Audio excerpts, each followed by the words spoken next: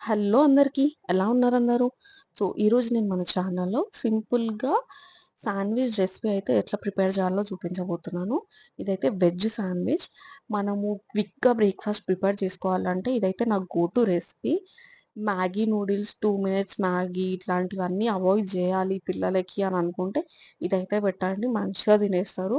చాలా healthy and super fast quick breakfast అన్నమాట. Breakfast కానీ, స్నాక్స్‌కి గానీ ప్రిఫర్ చేసుకోవచ్చు. ఎట్లా చేసేయాలో చెప్పేస్తున్నాను చూడండి. నేను శాండ్‌విచ్ కోసమని కీర దోసకాయ ముక్కలు, అలాగే క్యాప్సికమ్ ఒక హాఫ్ క్యాప్సికమ్, ఒక హాఫ్ స్వీట్ కార్న్ బాయిల్ చేసింది. ఒక 5 మినిట్స్ బాయిల్ చేసుకొని ఏసుకున్నాను. అలాగే ఒక హాఫ్ ఆనియన్, హాఫ్ టమాటో వేసుకున్నాను. మీరు కావాలంటే ఇందులో ఇంకొంచెం హెల్తీగా బ్రొకోలీ గూడా ఒక 5 మినిట్స్ బాయిల్ చేసుకొని వేసుకోవచ్చు. అలాగే క్యారెట్ గూడా తురుముకొని వేసుకుంటే అది గూడా బావుంటుంది. నా దగ్గర అవైలబుల్‌గా ఉన్న వెజిటబుల్స్ అయితే తీసుకున్నాను. ఇందులో కొంచెం మయోనీస్ ఇదైతే వెజ్ మయోనీస్, అలాగే pepper powder and chilli flakes. మనకు కారం, ఆ స్పైసీనెస్ అంతా పెప్పర్ ఇంకా ఈ చిల్లీ ఫ్లేక్స్ నుంచే వస్తుంది. నెక్స్ట్ అయితే ఆర్గానో గూడా వేసుకున్నాను. ఆర్గానో లేని వాళ్ళు స్కిప్ చేసుకున్నా ఏం గాదు.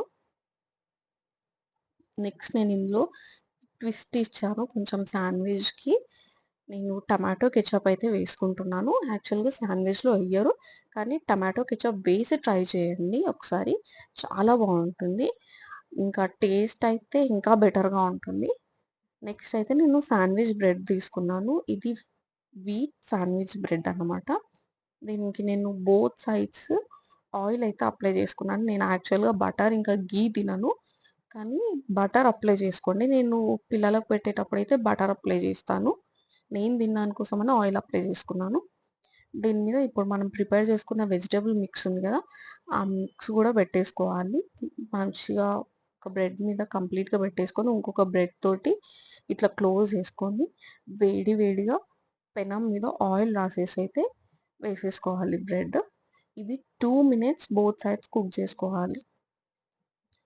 ఇట్లా ప్రెస్ చేస్తూ కుక్ చేస్తే లోపల వెజిటబుల్స్ గూడా కొంచెం వేడిగా అయితుంది. సాఫ్ట్ లాగా అయిపోతుందన్నమాట. అట్లా బోత్ సైడ్స్ కుక్ చేసుకున్న తర్వాత నాకు ఈ కలర్‌కి వచ్చింది. పర్ఫెక్ట్‌గా కుక్ అయిపోయింది. అంతే. చాలా సింపుల్‌గా, చాలా క్విక్‌గా వెజిటబుల్ శాండ్‌విచ్ అయితే రెడీ అయిపోయింది. టేస్ట్ అయితే అద్దిరిపోయింది. మా పాప గూడా చాలా ఇష్టంగా తింటుంది. మీరు కూడా ఈ రెసిపీ ట్రై చేసి ఎలా ఉందో కామెంట్ సెక్షన్‌లో కామెంట్ చేయండి.